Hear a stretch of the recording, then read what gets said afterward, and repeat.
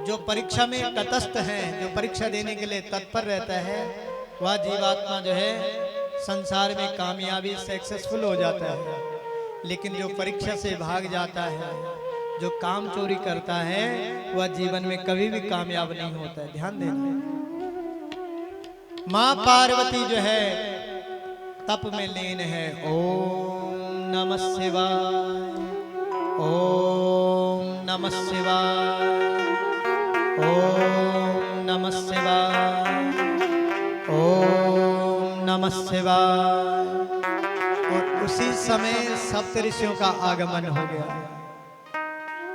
ब्राह्मणों का आगमन हुआ और सभी ने देखा कि मां पार्वती का जो शरीर है बिल्कुल सूख गया है, लेकिन पर्वत के ऊपर बैठ करके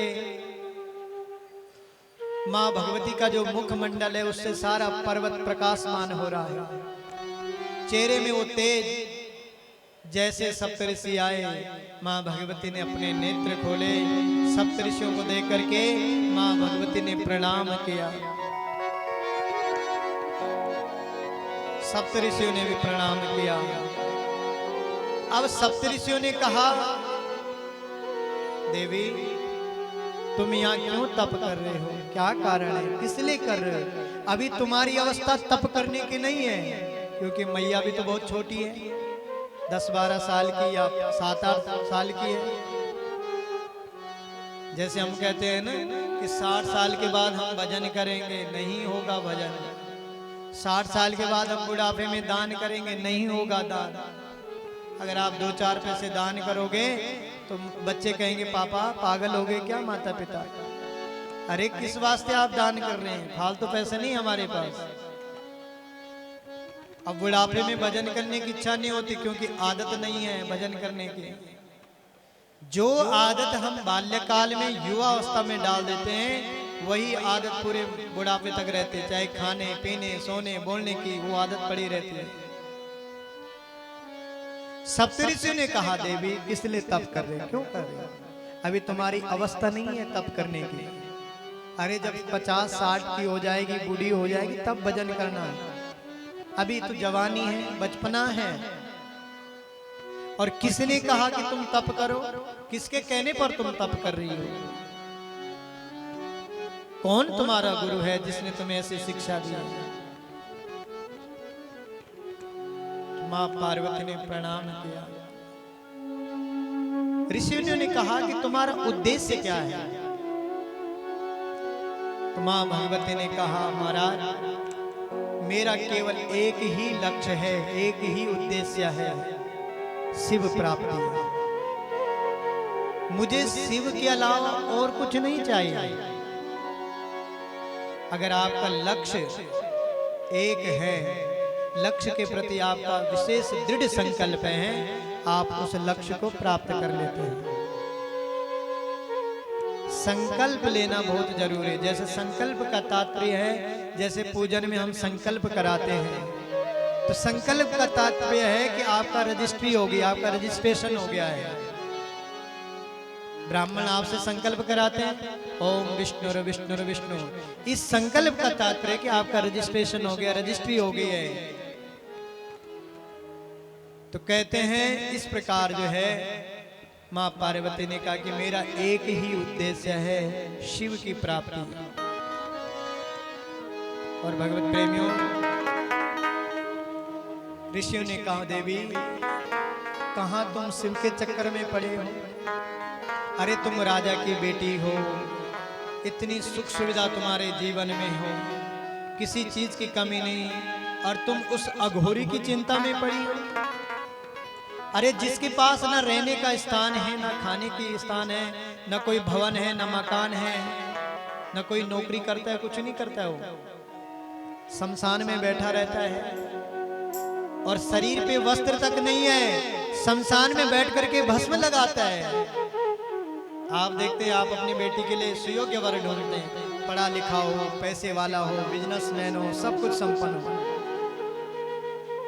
और भगवत प्रेमियों, भगवान सप्तऋषि ने कहा, देवी हमारी बात मानो, अभी भी समय है, आप शिव को भूल जाओ, शिव के चक्कर में मत पड़ो। अरे तुम्हारे जो गुरु है नारद, उसकी बातों में आ गए आप। नारद का तो खुद घर बसा नहीं, तुम्हारा घर भी नहीं देगा बसने। अरे नारद की बातों में आ गए तुम। नारद को क्यों गुरु बना दिया तुमने?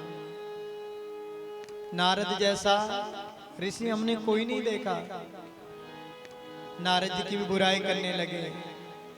नारद सिक जय सुन नर नारी, अवसि होए तज भवन बेकारी।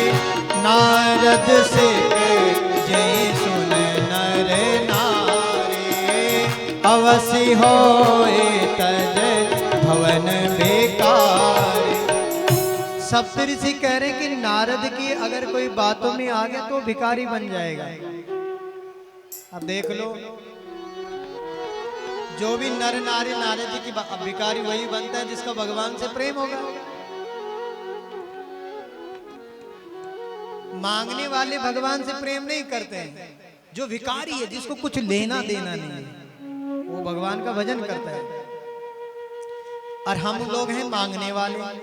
भगवान ये भी दे दो, वो भी दे दो, और मांग मांग करके जीवन चला रहे हैं। कहा नारद के चक्कर में जो पड़ गया वो भिखारी बन जाएगा। मन कपटी तन सज्जन दीना, आप सरस सबहि चाहते ना। तिहि के बचन मान विश्वासा, तिहि के बचन मान विश्वासा। तुम चाहो पहते सहज उदासा, तुम चाहो पते सहज उदासा। सप्तऋषि ने कहा कि तुमने नारद जी के वचनों में विश्वास कर लिया। अरे नारद जी के चक्कर में मत पड़ो, उनकी बातों का विश्वास मत करो। ये तुम बहुत बड़ी भूल कर रही हो। और कहां तुम उस शंकर के चक्कर में पड़े हो। नारद जी ने कहा कि तुम्हें शिव मिल जाएगा, तुम नमः शिवाय का जाप करो, तुम्हें शिव मिल जाएगा। नहीं। और उस शिव कैसे मालूम है तुम्हें? निर्गुण नीलाज कुबेश का पाले, निर्गुण नीलाज कपाले। अकुल अगे हदे गंबर प्याले, अकुल अगे हदे गंबर प्याले। देवी शिव को भूल जाओ, वो निर्गुण है, निराकार है। कुबेश, उसका कोई रूप नहीं है, शरीर में कोई वस्त्र नहीं, दिगंबर ओढ़ करके बैठा हुआ है। और उसका स्थान उसका जो रहने का स्थान है, शमशान में रहने वाला है। उसके पास न घर है, न मकान, न दुकान, न व्यापार, न सुंदर। काहे को शिव के चक्कर में पड़े हो? मां पार्वती ने कहा, ब्राह्मणों, आपने सबसे पहले तो मेरे गुरु की बुराई की। नारद जी को मैंने अपने दिल से गुरु माना है, और मेरे गुरु ने मुझे जो मंत्र दिया है। होता है ना कभी कभी कि हम आपस में वार्तालाप करेंगे, अरे वो गुरु जी ऐसे, वो गुरु जी ऐसे, वो गुरु जी ऐसे। संसार जो बोले वो बोलो, लेकिन आपका प्रेम अपने गुरु के प्रति दृढ़ होना चाहिए। आपके गुरु ने आपको अक्षर ब्रह्म दिया है, आप उस अक्षर ब्रह्म के प्रति समर्पण हो जाए। मेरे गुरु नारद जी के लिए आपने बोला, मुझे बहुत बुरा लगा, इसलिए मैंने उन्हें जो है मन से, दिल से जो है अपना गुरु माना है। और मेरे गुरु नारद जी ही रहेंगे। नारद जी जैसा संसार में कोई नहीं है। नारद जी जिनके गुरु बन जाते हैं उनको परमात्मा मिल जाते हैं। चाहे वो ध्रुव जी हो, चाहे प्रहलाद जी हो, चाहे माँ पार्वती हो, जहां जहां नारद जी गुरु बने वहां वहां अपने शिष्य को नारद जी ने परमात्मा से मिलाया है।